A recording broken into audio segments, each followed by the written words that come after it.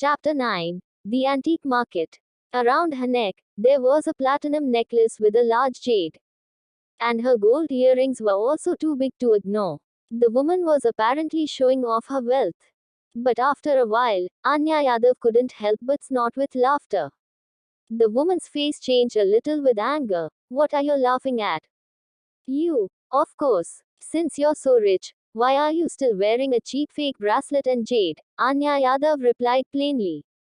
Yes, the bracelet and the jade around the woman's wrist and neck were fake. Anya Yadav had intended to absorb the power of the woman's jewelry, but had failed, because they weren't authentic. As for the gold, Anya Yadav barely knew, but the jade ring around the woman's fingers was authentic though. Anya Yadav understood the woman probably had no idea that most of her jewelry weren't real. She did it on purpose to pay the woman back. Anya Yadav admitted that she wasn't tolerant, and she wouldn't stay quiet any longer. What did you say? The woman was irritated. She felt embarrassed at once. Those jewelry were from her husband, who was a super rich man. How could they be fake? And in front of her was just a poor girl, who knew nothing at all. Like, comment and share please. Gee, shut your mouth. You are being jealous. Anya Yadav stayed calm instead. Believe it or not, there's a jewelry appraiser in every jewelry store. You can try it yourself. And now if you'll excuse me, I have something else to do. Then Anya Yadav turned around and left. The woman didn't want to let the go of Anya Yadav, but was stopped by another woman beside her. Let it go, she's merely a poor girl. We better stay away from her. The woman immediately put on airs, behaving like she was a real royalty. She said to Anya Yadav, back with disdain, I don't care you poor people at all. Then, she focused on the jade again. However, Anya Yadav's words stayed in her mind, and she wanted to identify them herself. On the other side, Shao Fifi stood at the entrance of the jewelry store, waiting for Anya Yadav. She had also witnessed everything that had just happened inside. Seeing Anya Yadav going out, Shao Fifi criticized, isn't it interesting? You can't afford a piece yourself, and you're so jealous of the rich. If you can afford it, why don't you buy a piece? Anya Yadav argued. Shao Fifi felt humiliated, because Anya Yadav had hit the point. Although Shao Fifi was born in a rich family with millions of wealth, she still couldn't afford on her own. The jewelry cost dozens of thousand yuan each, while she only had a monthly allowance of several thousand yuan. Besides, she spent much every month, and had no money left for a piece of jewelry.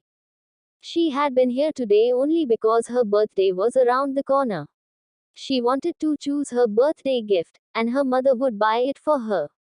Anya Yadav ignored Shao Fifi, and left. Although Shao Fifi disliked the feeling of failure, she had no idea how to fight back again. Shao Zhu, who was Shao Fifi's cousin, held her breath in case Shao Fifi would vent anger on her, which had happened before. Like, comment and share please.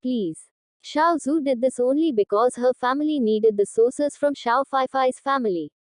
Anya Yadav went straight to the antique market after she had left the jewelry store. It took her half an hour on the bus to get to the antique market from the downtown. When she finally arrived, it was about 3 p.m. The antique market, also known as the old market. Only the old and ancient objects were called antiques.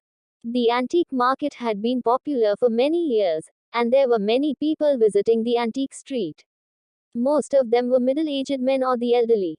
Anya Yadav barely saw young people on the street, especially a female student of her age. Even though there were teenagers, they were either accompanied by their parents, or hanging around. So when Anya Yadav walked by the stands, nobody paid attention to her. At the both sides of the street, there were countless stands with numerous commodities. However, authentic antiques were still rare. Both antiques and the jade were business of high risk. The unspoken rule in this industry was, no anti-counterfeiting. You paid and got the commodities on site without any after-sales service.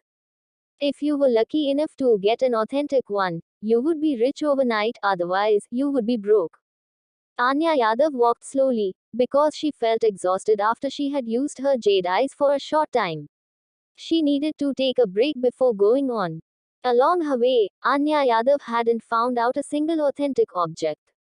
She was disappointed. The antique market had existed for too long to leave any authentic pieces for her.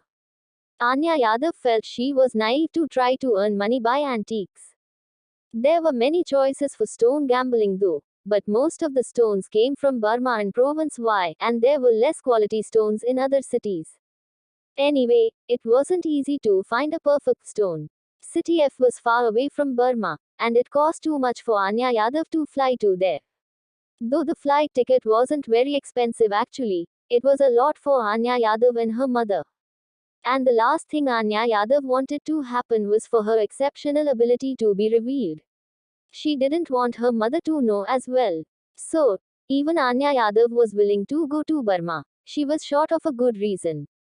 Anya Yadav didn't maintain much hope in City F, but she still tried to find some. As long as it was a real gem, she would take it.